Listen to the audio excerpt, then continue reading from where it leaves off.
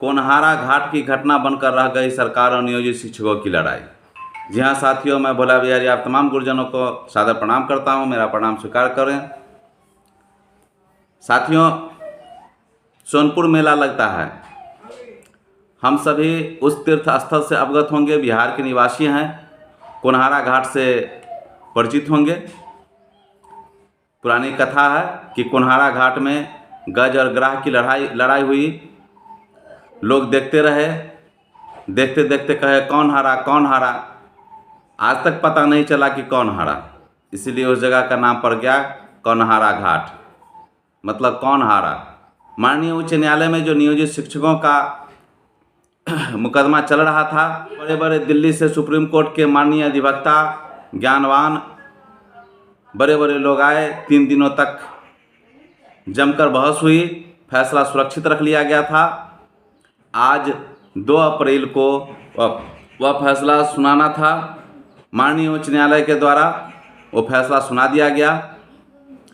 फैसला अभी तक सब लोगों के सामने नहीं आई और सभी नियोजित शिक्षकों के नेता जो हैं, अबीर तो इस बार नहीं लगाए, गुलाल तो इस बार नहीं लगाए, लेकिन फेसबुक पर, ट्विटर पर फटाफट लिख दिए नियोजित शिक्षकों की हुई जीत, हाई कोर्ट में नियोजित शिक्षकों की जीत, कंडिका 4 हुआ रद्द, सक्षमता परीक्षा पर लगी रोक।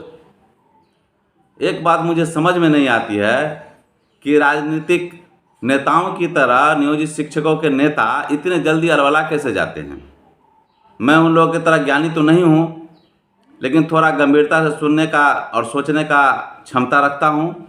माननीय उच्च न्यायालय का जो फैसला आया, एक तो अभी तक संपूर्ण फैसला नहीं आया है। लोगों के सामने डिसीजन हो गया, लेकिन पब्लिश नहीं हो पाया है। उसको गहन अध्ययन करने की ज़रूरत है। उसमें किस बिंदु पर क्या हुआ, और सारे शिक्षक होली दिवाली मनाना शुरू कर दिए। मुझे लगता है कि यह फैसला राज्यकर्मी के दर्जा वाली जो नियमावली बनी थी, विशिष्ट शिक्षक नियमावली, और अबीर गुलाल लगा लिए, नियमावली को देख करके राज्यकर्मी बन गए, हम लोगों की जीत हो गई, सरकार ने हम लोग की मांग पूरी कर दी है, सरकार झुक गया, सभी नियोजित शिक्षक राज्यकर्मी मिल गए, बन गए। उस समय मैं वीडियो बनाया था, इतना जल्दी उतावले नहीं हुई है। जब गहराई से उस नियमावली को पढ़ा गया तो लगे लोग लाठी भांजने, चले पटना का घेराव करने, चले हाई कोर्ट। भगवान न करे ऐसा हो, भगवान करे कि आप लोग के हक में हो, लेकिन मुझे लगता है कि माननीय उच्च न्यायालय में जो फैसला हुआ नियोजित शिक्षक और सरकार के बीच की लड़ाई का, वह कोनहारा घाट बन के रह जाएगा। यह तय करना मुश्किल हो जाएगा कि कौन हारा कौन जीता। मुझे लगता है कंडिका 4 में जो सक्षमता परीक्षा का वर्णन किया गया है कि सभी नियोजित शिक्षकों को सक्षमता परीक्षा देना होगा, 1 वर्ष के अंदर में 3 बार परीक्षा देना होगा, 3 बार में जो असफल हो जाएंगे या परीक्षा नहीं देंगे उनको हटा दिया जाएगा, या सरकार एक कमेटी गठित करेगी, कमेटी निर्णय लेगी, उसके अनुसार किया जाएगा। निश्चित रूप से जिस तरह का आंदोलन हुआ, शिक्षक नेता सही मार्ग से चल रहे थे, लेकिन ये लड़ाई 1857 के विद्रोह बनकर के रह जाएगा। निश्चित रूप से कंडिका 4 बिल्कुल रद्द हो जाता। माननीय उच्च न्यायालय निश्चित रूप से इस कंडिका 4 को रद्द कर देते, लेकिन माननीय उच्च न्यायालय का फैसला वैसे ही हो गया कि जैसे लोग चाहते थे, जो रोगी को भावे सो वैद्य फरमावे। अलबला गए हमारे विद्वान शिक्षक सब। अरे भाई, लड़ाई योग्यता सिद्ध करने की नहीं थी, लड़ाई सरकार की कूटनीति की थी, लड़ाई मानवाधिकार के उल्लंघन का था, लड़ाई लोकतंत्र के हनन का था, लड़ाई संविधान के साथ छेड़छाड़ का था, लड़ाई मान और सम्मान का था।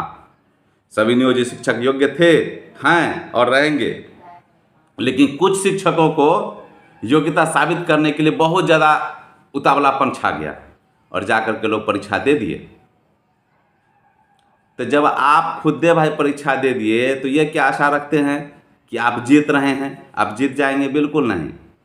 गौर से जब पढ़ा जाएगा उस फैसले को तो यही होगा कि कंडिका 12 तो रद्द होगा, अपीलीय प्राधिकार वो तो फिर से कायम होगा। और कंडिका 4 में जो है वो वही होगा जो माननीय के पाठक जी कह चुके, पहले माननीय शिक्षा मंत्री घोषणा कर चुके, माननीय मुख्यमंत्री जी कह चुके, वही हाईकोर्ट का ही फैसला आएगा।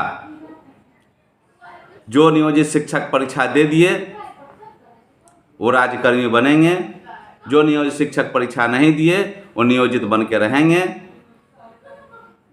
अब यही होगा कि जो राज्यकर्मी बनेंगे उनका ट्रांसफ़र होगा ही, ऐच्छिक ट्रांसफ़र नहीं होगा, वैसे ही होगा जो सरकार कह रही थी। जो नियोजित शिक्षक परीक्षा नहीं देंगे वो नियोजित बन के रह जाएंगे, उनको जो नियोजित में सुविधा मिल रही थी मिलते रहेगी। कुछ भी फायदा नहीं हुआ। कुल मिलाकर के इतना बड़ा आंदोलन और लाखों लाख रुपया खर्च करके माननीय सर्वोच्च न्यायालय से अधिवक्ता को बुलवा करके इतना बड़ा हंगामा खड़ा करके और लड़ाई लड़ करके और बीच मैदान में 2 भाग हो गए शिक्षक, और शिक्षक का भाग्य वहीं से हो गया खराब। कोर्ट के माननीय उच्च न्यायालय का फैसला जब सब लोग सार्वजनिक होगा, सब लोग गहराई से पढ़ेंगे तो कुछ नहीं होगा, बस यही होगा कि जो नियोजित शिक्षक हैं वो अगर सक्षमता परीक्षा देना चाहते हैं तो राज्यकर्मी का दर्जा मिलेगा उनको। राज्यकर्मी वही है जो एक लॉलीपॉप है और कुछ भी नहीं है। वो हो सकता है जो टीईटी पास किए हैं, उनका उम्र कम है, उनकी सेवा 2-3 साल की है, उनके लिए फ़ायदा होगा। जो नियोजित शिक्षक है 3, 5, 6, 8, 12 में बहाल हुए, इनके लिए बिल्कुल फ़ायदा नहीं है। वो उनका प्रेरणा शुरू होगा, वो अलग जाएंगे ट्रांसफ़र होकर के। जो नियोजित शिक्षक रह जाएंगे, अपने विद्यालय में रह जाएंगे, वो थोड़ा सा प्रताड़ित होते रहेंगे। वो चूँकि इसलिए प्रताड़ित होते रहेंगे, लोग बुझेगा यह योग्य है, डर से परीक्षा नहीं दिया। और सच्चाई यही है कि वो लोग भी योग्य हैं लेकिन वो ट्रांसफ़र के डर से नहीं जाते। जीत तब होती जब सक्षमता परीक्षा बिल्कुल रद्द हो जाता, और निश्चित रूप से सक्षमता परीक्षा रद्द होता अगर सभी शिक्षक सक्षमता परीक्षा नहीं देते। एकदम निश्चित रूप से माननीय उच्च न्यायालय जो भी किए हैं एकदम दूध का दूध पानी का पानी कर दिए। ऐच्छिक ट्रांसफ़र निश्चित रूप से होता जब नियोजित शिक्षक सक्षमता परीक्षा में 3 जिला का ऑप्शन नहीं देते। जब वो खुद ही इच्छा जाहिर कर दिए कि हम 3 जिला में जाने के लिए सक्षम हैं तो ठीक है, ऐच्छिक ट्रांसफ़र हो गया, आपकी इच्छा के अनुसार जा रहे हैं, जाइए। ये कुछ भी नहीं हुआ।